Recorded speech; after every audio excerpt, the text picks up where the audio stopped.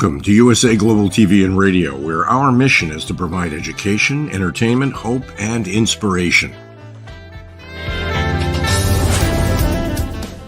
USA Global TV and Radio connects you with experts and audiences all around the world every single day to help you succeed in business and to live a richer life. Visit us at usaglobaltv.com to learn about career and life-changing training and mentoring programs like the Listening Mentor. Subscribe to our newsletter to stay informed about our special programs and offers. Discover how you can become a guest on one of our shows or a host or producer of a USA Global TV and Radio show of your very own. That's USA Global TV and Radio, where the doctor is always in.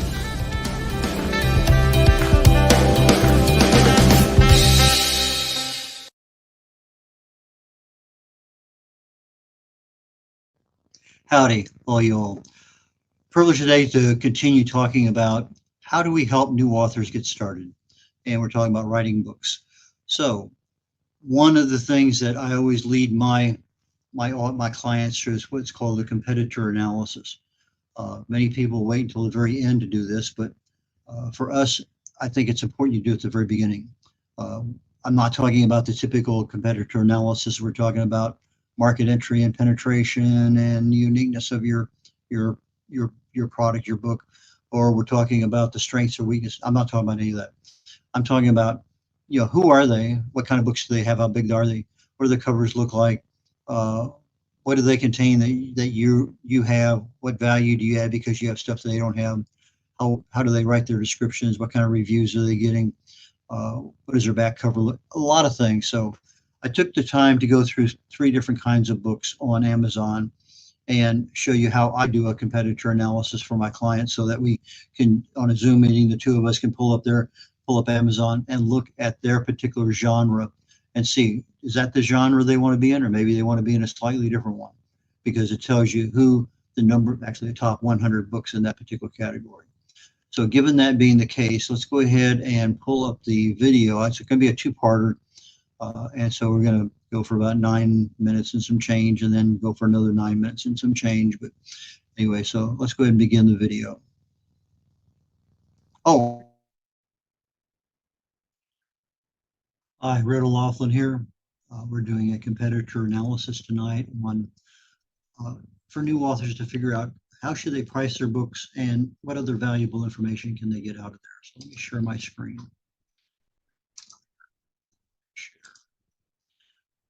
I just typed in memoir books into Amazon just to see what's there. I do several memoirs of the books that I publish. But if I'm looking and I'm writing my own memoir, what things do I want to know? Well, first thing I want to know is a little bit about the covers. What are the colors I use? Should I put my face on there? What kind of fonts do I use? Do I put my name at the top? Do I put my name at the bottom? What kind of price am I looking for? I try to look mostly at paperbacks. Let's just go ahead and take this, My San Antonio Childhood, a memoir. Okay, this 190 pages. It's 5.5 by 8, published 3 years ago.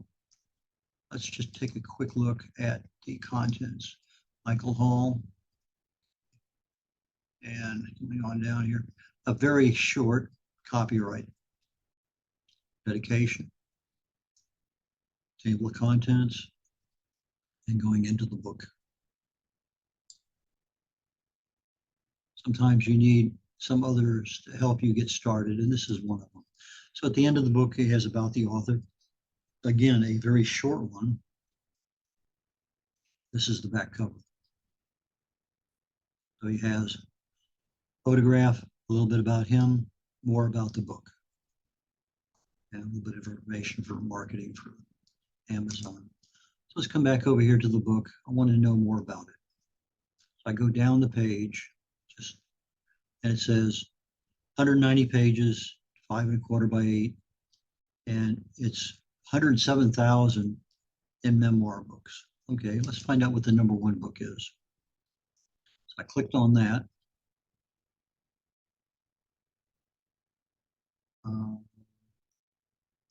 Somehow I got the wrong one. Memoir books. There we go. Bestsellers, these are the top literally 100 best-selling books that are memoirs. And I take a look at the top 8 or 10. You see the same books. I'm interested mostly in the paperback, but I look at, this is scenery, this is family, picture of the person, person, person, person, person, person. I look at the colors. I look at the pricing, paperback, $9. But I look at, at least 20 or 30 of these. But it kind of gives me an idea of what do I want. Let's say that I want, okay, see, I can go to the next one. That's number 50. I can hit there number 2 and go to 100. But let's come back up to the top several books here. And I want to take something and send my designer. And let's say I like this one here with Matt Rife, this one here with Griffin Dunn, and this one here with Doris Kearns. I could take and get copies of each one of these and send them to my designer and say, I want similar colors, or I want a color that's whatever. I want my name at the top. I want whatever, but I want something like this. And it gives him a lot more specific guidance into actually what you want. So let's come back up here and look at the number 1 book. This is a paperback, so let's take a look at the paperback. So read more here. Okay, there's a little bit more information. So people buying a book online are generally going to come here and read this part because this is what it's going to tell them. If you're in a bookstore, you pick up the cover, turn it over, and it says there on the back 2 or 3 sentences what the book is about. So this is 5.5 by 8, and it's 298 pages. Let's come on down the page a little bit. We're looking for product information. We got reviews, we got the back cover. Here's our product details. So 288, weighs 2 pounds, and it's in different categories: state and local history, sociology, memoirs. Come down here, 100,000 ratings, almost 60%, 5-star. I come over, what do customers say about the book?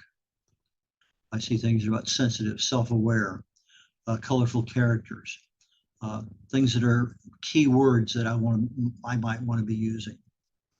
I come down here, I read 4 or 5 or more of the reviews, because this tells me how I need to write my reviews for other people. It also gives me a chance to pick out what are some of the key words that I want to be able to use for my book.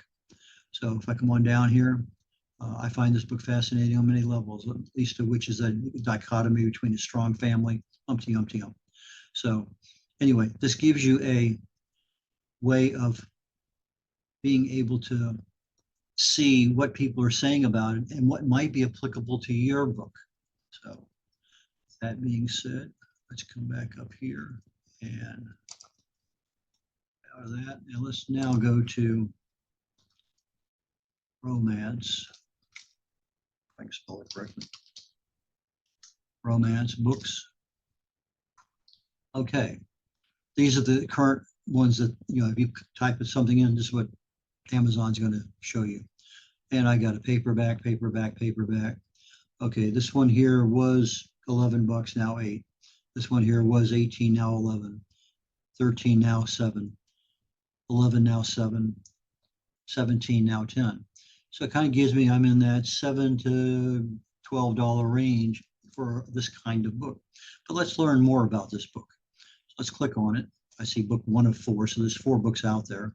And I also see 75,000 reviews already.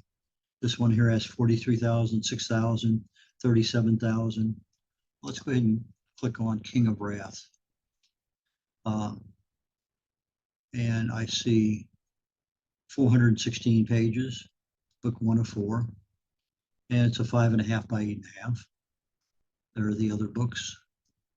One down the page. About the author, a little bit more about the information here. But what I'm really interested in is this best-selling rank. Billionaire romance, new adult and college romance, contemporary romance.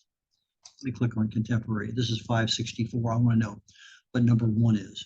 This is the number 1 romance book, Colleen Hoover. So I look at these again. What are the colors? What are the fonts? What kind of images do they have on them? What are their pricing for the different varieties of them? So and again, over here on the left, if I want to have something about action adventure, erotica, historical, military, lots of different ways to look at this thing. But I want to look at this particular romance book. I come down here and this is the description up front that you will be putting into Amazon. You'll have a much shorter one on the back of the book. And I look at this thing and it's book 1 of 2. It's 360, looks like 364 pages. And it's not 3 by 2. I tell you that for sure. There's an error there. So let's read a little sample of it just to see what it's like. We come in here and these are other books put in the front of the book for easy to find. It ends with us. And a much larger copyright page. And this, just take it and use what you need out of this. There's a lot of good information about how you should put your copyright in your book. Dedication, no chapter commerce, it's a romance book, no table of contents. So we're just going to come down the page and see what they say about the author at the end.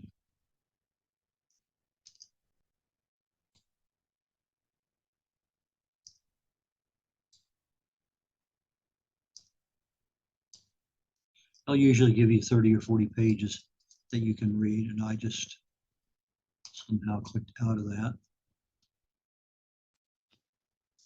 See if I get back down again without too much difficulty.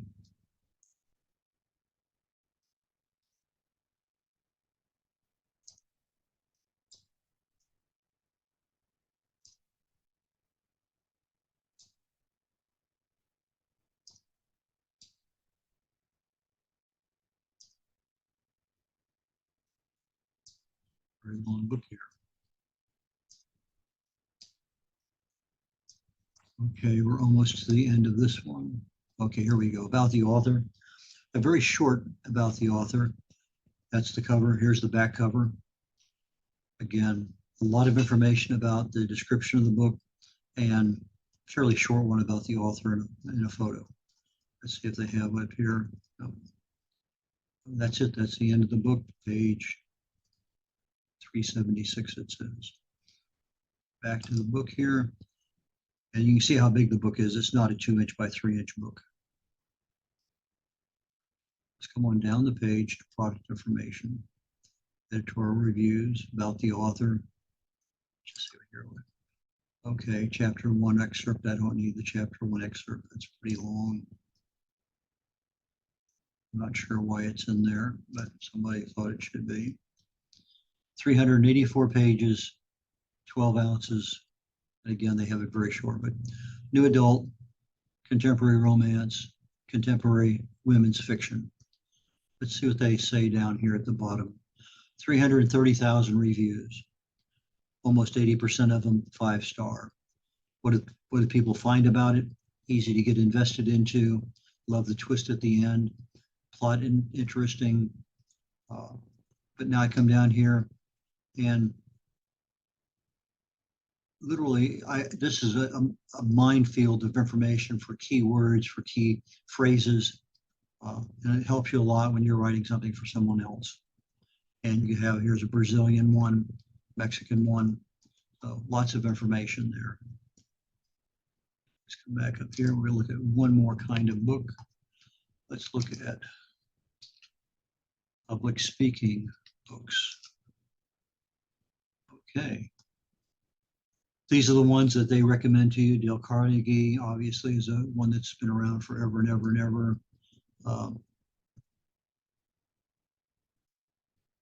So why don't we just, okay, there's a paperback, 1850 paperback, was 23, now 17. Paperback, $29, $30. Paperback was 19, now 12. Okay, so these are books you're paying for value because they're giving that information.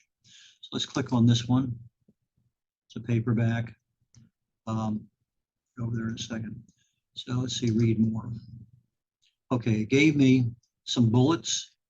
It gave me a nice little thing down here at the bottom and more bullets. Very well done, I think, on the description. 200 pages, 5 by 8.5. Let's look inside the book. Okay. There's cover. Copyright, significantly more than what you've seen on the other books. Dedication page, contents. I like to look at the table of contents, seeing what do they have that I don't have, that I should have? What do I have in my books that they don't have? I think that's very critical because that's the value I'm adding to my reader. The reader can order this book, read it, but they wouldn't have my particular information because it's not available in this book. Okay, preface and goes into introduction, etc. It's going down to the end. Okay, talk back about the author. A little bit more than the other books we looked at. 3 pages. And biographies. So he's including a lot of information about what he extracted from other sources. In this particular case, is about half and half. The descriptions up here, but a lot of information about the author, the font being slightly smaller. So let's get back. But what's the #1 book in public speaking? That's what we don't know. So it's going back down here to where we were. We got reviews. We have a nice little information about the author. Again, 201 pages, 5.5 by 8.5. But I have public speaking reference. I have running meetings and presentations. And I have communication skills. Let's just pick communication skills. Okay. The first one I have is an audiobook, hardcover, Kindle, paperback, audio, a lot of audiobooks here.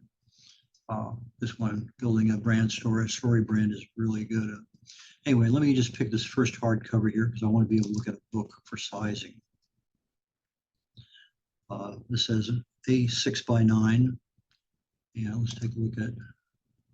And again, he uses bullets for this. I think that's a good way of being able to separate out the information you have.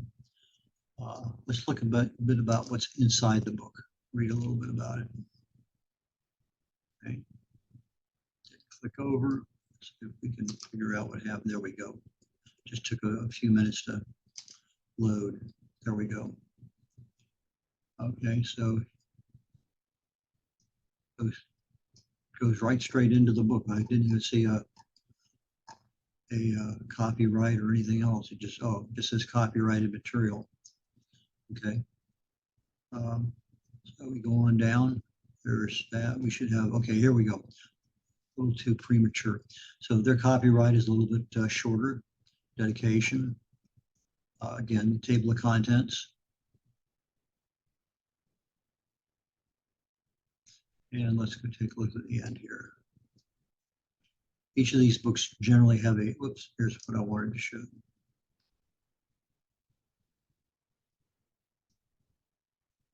When you're some kinds of books you want to have in libraries. And when you have a book that you think would go well in a library, one of the things they like are lots of other information. Your, what were your sources? Specific notes on the different chapters. These are the things that they use to write that chapter. But this one also has what's called an index. How many times did they use the word active listening, or they use the word agreement, and in what context and what pages are they on? So if you're publishing a book that needs to go into a library, you think that would be of value to you, you really and truly should have an index. They're difficult to put together, not impossible, just difficult. So anyway, as you can see, quite long. Okay, here we get about the author, 2 of them. One has a picture, the other one does not. And then we get to the back cover. And on the back cover, we don't have anything about the authors to speak of. It's just all description. So let's get back up here. Is there anything else? Yes, let's look at the reviews.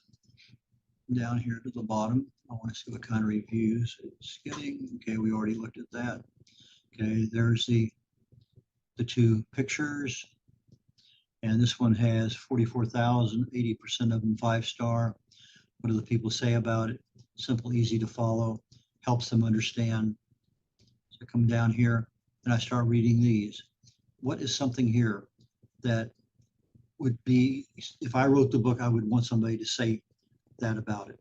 And so I extract out keywords, I extract out key phrases, and I put that together. So when I write my description or I use it for marketing material, it provides that level of information.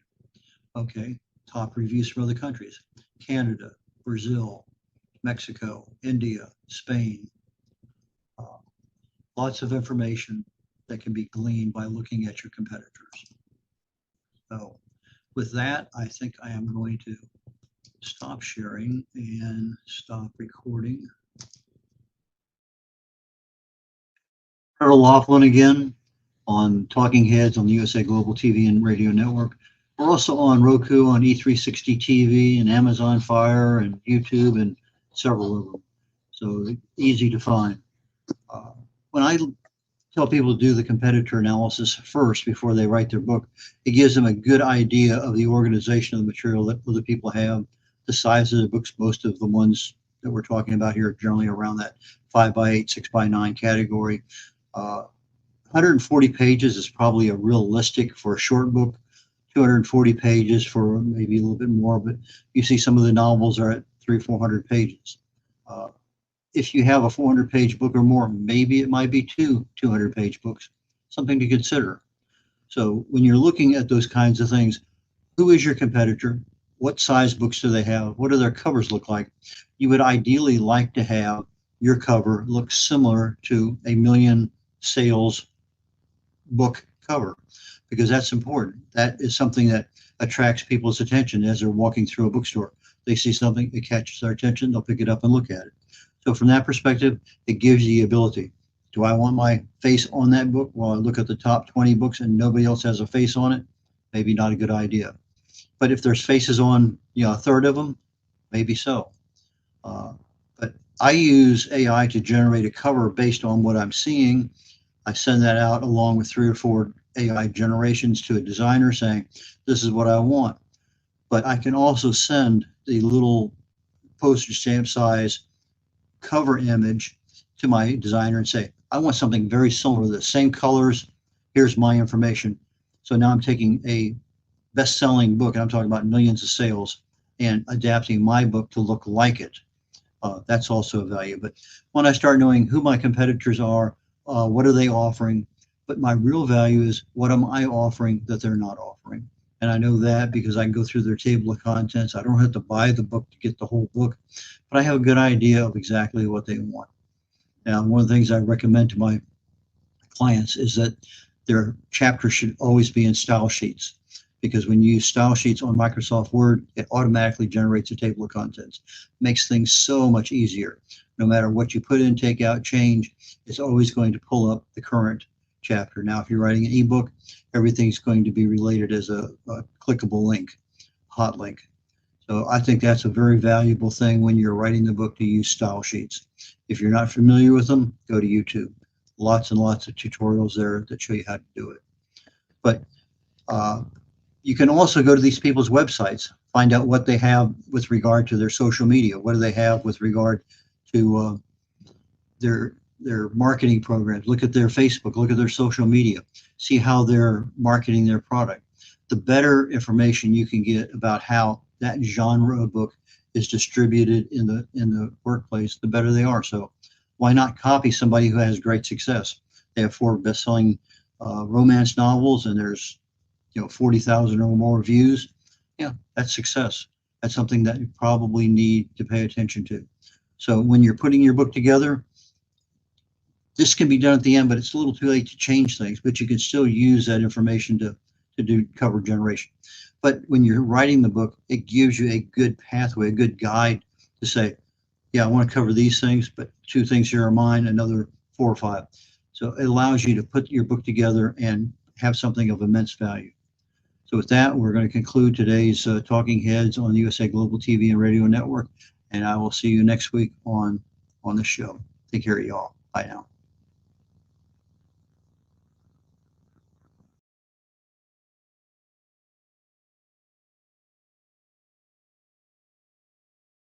Meet Dr. Jacqueline Kerbeck, President, Founder, and Chief Listening Officer of USA Global TV and Radio. She is a certified life, career, and executive coach. Dr. Jacqueline is the Amazon #1 best-selling author of Behind the Green Screen and Adversity to Awesome. As the listening mentor, she teaches children and their families how to listen at an elevated level through the book series titled The Amazing Adventures of Lady Ella, the Listening Mentor.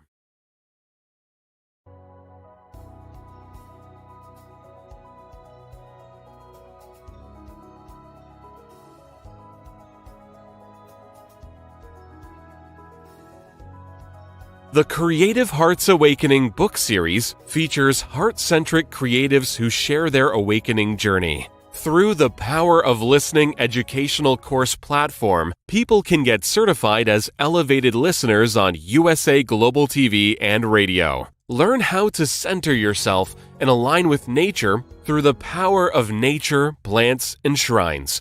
The Journey of Chakra Psychology course will educate you on the chakras and their meaning. The Intuition of the Heart course will help you understand how to trust your intuition. Learn how to face the shadows of self and understand the impact of following trends and materialism. Set boundaries and ask for permission to help establish better relationships, deeper connections, and more authentic conversations. Take your communication expertise to a higher level with the course for curious humans. After all, we are not robots. Looking to start your own podcast platform? Get everything you need in the Podcaster Pro package with Dr. Jacqueline Kerbeck. How can music, breath, and your voice set you free? Find out with the Power of Listening courses. Dr. Jacqueline is a certified meditation teacher, yoga instructor, and Juice Plus distributor. She will help you create a plan for your healthy lifestyle. As an expert in the art of interviewing with over 3,000 hosted and/or produced live broadcasts, Dr. Kerbeck helps her clients stand out as global broadcasters. Dr. Kerbeck's books are available on Amazon. Start your listening journey by reading. Tune into the Listening Mentor TV show, Fridays on USA Global TV, and learn how listening can be your superpower. Dr. Jacqueline Kerbeck, MBA, DBA, Certified Holistic Life, Career, and Executive Coach, Certified Yoga Sculpt Teacher, Certified Meditation Teacher, The Listening Mentor, Singer-Songwriter, Founder, President, Chief Listening Officer of USA Global TV and Radio. drjacqueline.com. Thank you to all our elevated listeners, team members, animal characters, and co-authors. Contact us at 215-852-9406. Jacqueline at drjacqueline.com.